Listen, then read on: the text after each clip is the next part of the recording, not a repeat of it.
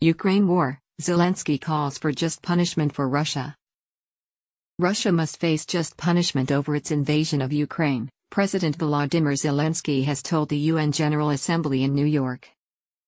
In a pre-recorded video, the Ukrainian leader called for the creation of a special war tribunal and detailed alleged war crimes by Russia. He also set out a formula, including more military support and to punish Russia on the world stage. Russia's Vladimir Putin had earlier called up 300,000 reservists for duty. The move prompted rare protests in dozens of Russian cities, and Mr. Zelensky said the partial mobilization showed his enemy was not serious about peace talks. Monitoring group OVD Info said 1,315 Russians had been arrested. The Ukrainian leader said creating a special tribunal would help hold Moscow to account for stealing territory and murdering thousands of people.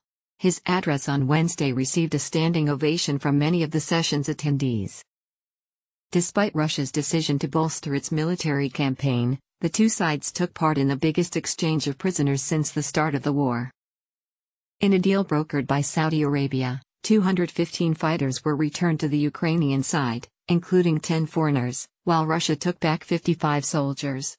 Pro-Russian politician Viktor Medvedchuck was also part of the swap. He has been seen as President Putin's closest ally in Ukraine and faced treason charges. Ukraine said that among those released were 108 members of the Azov battalion who for weeks defied Russia's bombardment of Mariupol and the city's steel plant. Battalion commander Denis Prokopenko and his deputy were among 5 senior officers freed. 10 foreign prisoners held by Russian-backed forces were also released, including 5 British nationals and 2 Americans.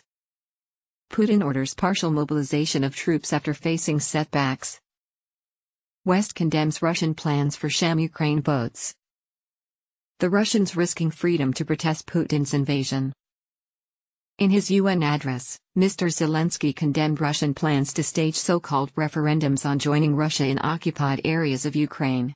The vote, which is due to start on Friday, has been widely condemned as a sham by Western leaders. He addressed the discovery of 445 new graves in Izyum, a northeastern city recently retaken from Russian forces during a sweeping Ukrainian counteroffensive.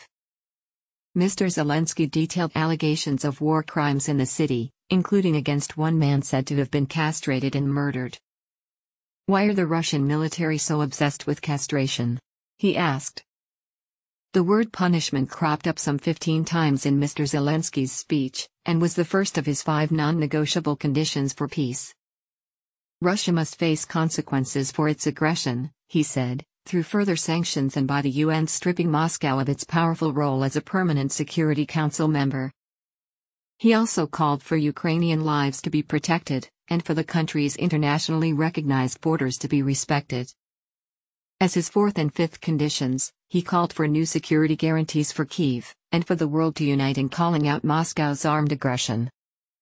Later on Wednesday, the European Union's foreign policy chief said EU countries had agreed to hit Russia with new sanctions. Josep Borrell told reporters the new restrictions would target Russian individuals and the country's economic sectors.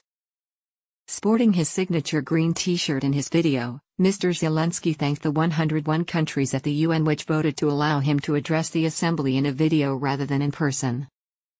He blasted the 7 countries including Russia which voted against his video appearance, and criticized those which have remained neutral during the conflict.